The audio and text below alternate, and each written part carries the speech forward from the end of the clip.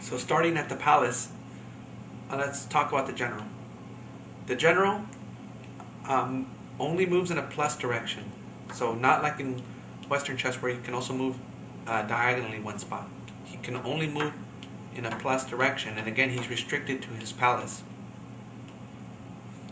So he really can be on all 9 points in the palace, but moving there one space at a time. The general's 2 advisors or 2 guards can only move along the diagonal. So let me just remove the general for a moment. So really the 2 advisors can only move diagonally. And in that sense, they're only allowed to be at these 5 points, the 4 corners or the middle piece. And there, you notice even the layout of the game kind of similar to Western chess. Notice there's no queen. That's a big difference. There's these 2 guards are in place of the queen. But after that, it's a very similar setup. We have, you would think of as bishops, knights, rooks. And our elephants are essentially like like bishops, but they can only move 2 spaces at a time. So for example, here, here, here, and back to its original spot. I mentioned earlier that the river affects the game in 2 ways, and this is one of those ways. The elephant may not cross the river. So in fact, one thinks of one's elephant as a defensive piece. And you'll notice quickly too that the elephant actually is restricted to 2 squares, right? Like this square, and on the other side, that square. Now the elephant, and in a moment you'll see the similar thing with the horse. The elephant can, I mentioned earlier, must move 2 spaces, but it cannot jump over a piece. So for example, say Green's horse was in the way here for a moment, right now. We could not jump over it. This would be illegal. We can't jump over a piece. That's called pinning the elephant down. Next to our elephants we have our horses. The horse must first move in a plus direction, right? In one of these directions first, and then diagonally. So for example, if it wants to go to this point, it doesn't just, again, as I mentioned earlier, it doesn't just leap there. It first must move forward,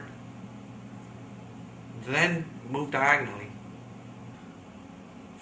If one encounters this kind of scenario often, where say, if it were Red's turn to move, Green's horse is protected for the moment, because in this case our own cannon is blocking our horse's forward movement. Remember, in order to capture this piece, the horse would have to move forward first, then diagonally. But because our own piece is pinning the horse's leg down, Green's horse is safe for the moment. But if it were Green's turn to move, our horse could be captured because its forward movement is unrestricted, and then it can freely move diagonally. So one might encounter a situation like this, where Red might move to this corner, check the general, and the general can't move forward because our rook here is in the way. So you might think, oh wow, this is close to checkmate, but it wouldn't be checkmate here because Green can pin the horse's leg down, disabling this piece as a threat. Next we have our rooks, and the rooks, just as in regular chess, they move in a plus direction, horizontally and vertically, as many spaces as they're allowed, and they capture in that same way. In the front here we have our soldiers. Now the soldiers, unlike Western chess, are not allowed to move 2 spaces at the beginning. They only move 1 space at a time. Now you notice that they're engaged in battle a lot quicker than regular chess. So in moving mine 1 space first, I actually discourage Green from moving because I can immediately capture him. You'll notice that capture is in a forward direction as well. Okay, not like unlike Western chess. So we don't capture diagonally as in Western chess. We capture forward. Now I mentioned when I was talking about the board, I had mentioned that the river affects the game in two ways. We saw one of those earlier. The elephant may not cross it, and now this is the second way. Once the soldier successfully crosses the river, he gets a little promotion, and he can now move one place to the side as well. When the soldier crosses the river, he becomes a bit more of a nuisance, because along with that promotion of being able to move side to side, he can also capture that way as well. So for example, here this soldier is forking both these pieces. I can capture the horse by moving forward, but I can also capture the cannon by moving to the side.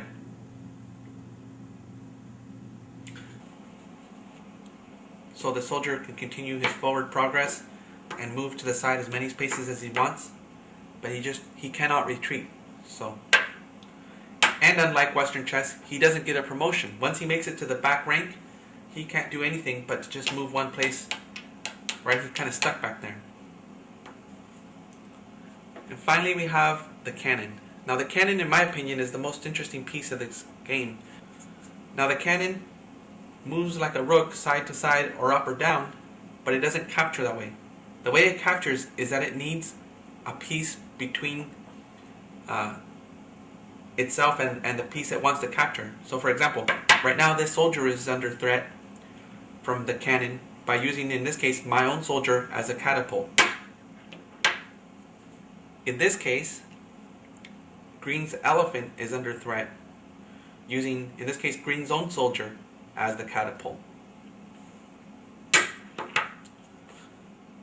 You notice the way the way the board is set up when the game starts.